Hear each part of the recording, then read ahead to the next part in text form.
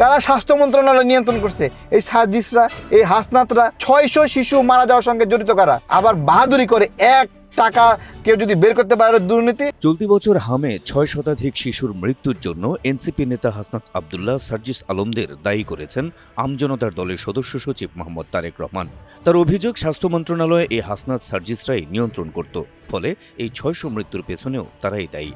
TIB তথ্য অনুযায়ী এই হাসনাত, সার্জিস, নাহিদ, তারপরে আসিফ, ইউনুস সহ যারা আছে এদের সবাইকে অ্যারেস্ট করা উচিত। দুর্নীতি করে ভাষায় দিয়ে মানুষকে এখন সততার জ্ঞান শিখাচ্ছে। রেইনবো অ্যাক্রোপ্লাস্টে অ্যাক্রিলিক এমালশন থাকায় মুছে ফেলা যায় যে কোনো দাগ সহজেই। Rainbow paints, colour of joy. সম্প্রতি সামাজিক যোগাযোগ মাধ্যমে এক ভিডিওতে তারেক রহমান বলেন, কারা স্বাস্থ্য মন্ত্রণালয় নিয়ন্ত্রণ করেছে? এই সার্জিসরা, এই হাসনাতরা। 600 শিশু মারা যাওয়ার সঙ্গে জড়িত কারা? এই সার্জিসরা, এই হাসনাতরা।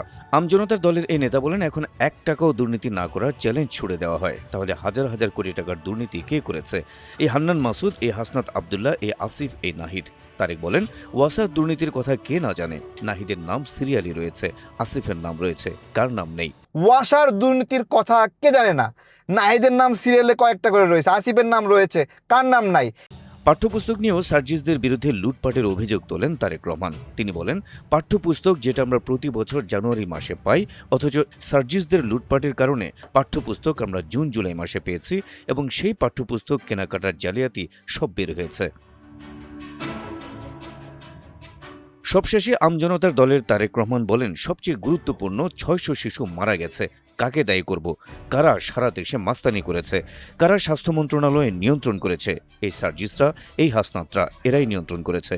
তাহলে 600 শিশু মারা যাওয়ার সঙ্গে জড়িত কারা? এই সার্জিসরা, এই হাসনাতরা।